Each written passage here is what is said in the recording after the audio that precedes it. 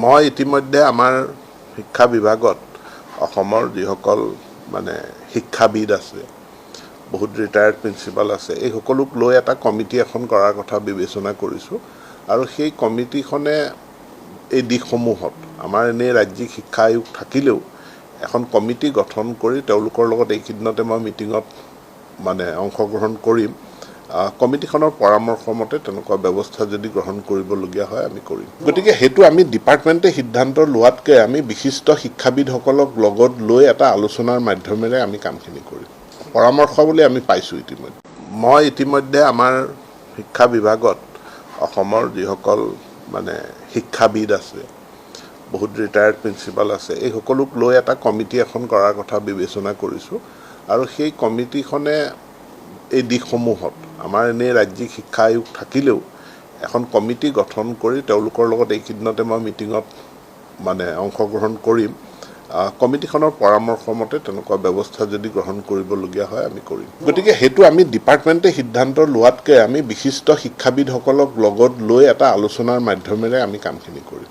পৰামৰ্শ বুলি আমি পাইছোঁ ইতিমধ্যে। পূৰ্বৰ পৰা কৈ আছোঁ যে শিক্ষাবৰ্ষ সলনি কৰাটো অসমৰ ছাত্ৰ ছাত্ৰীসকলৰ শৈক্ষিক দিশৰ ক্ষেত্ৰত এটা ক্ষতিকাৰক বিষয়। গতিকে পুনৰাই জানুৱাৰী টু ডিচেম্বৰলৈকে যিটো শিক্ষাবৰ্ষ আছিল তালৈকে লৈ যাব লাগে। অন্যথা ছাত্ৰ ছাত্ৰীসকলে কিন্তু যিমান সময় পাঠ গ্ৰহণ কৰিব পৰা সুবিধা পাব লাগে তাতকৈ নিশ্চিতভাৱে কমকৈ পাই আছে আৰু পাই থাকিব। গতিকে শিক্ষাবৰ্ষটো পুনৰ আগৰ পৰ্যায়লৈকে লৈ যাবৰ কাৰণে আমি অসম চৰকাৰক অনুৰোধ জনাই।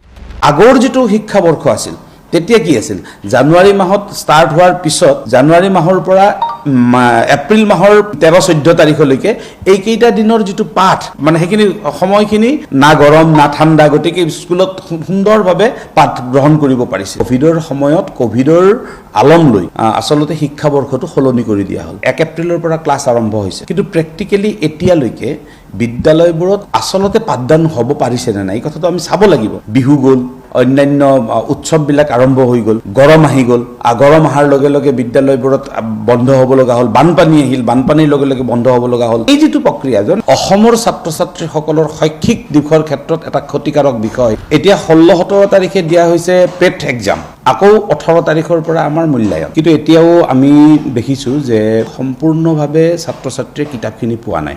আমি ৰাজ্য চৰকাৰক আহ্বান জনাম যে অতি সোনকালে পাঠ্যপুথি য'ত য'ত পোৱা নাই সেইখিনি অতি সোনকালে পাঠ্যপুথিখিনি দিব লাগে।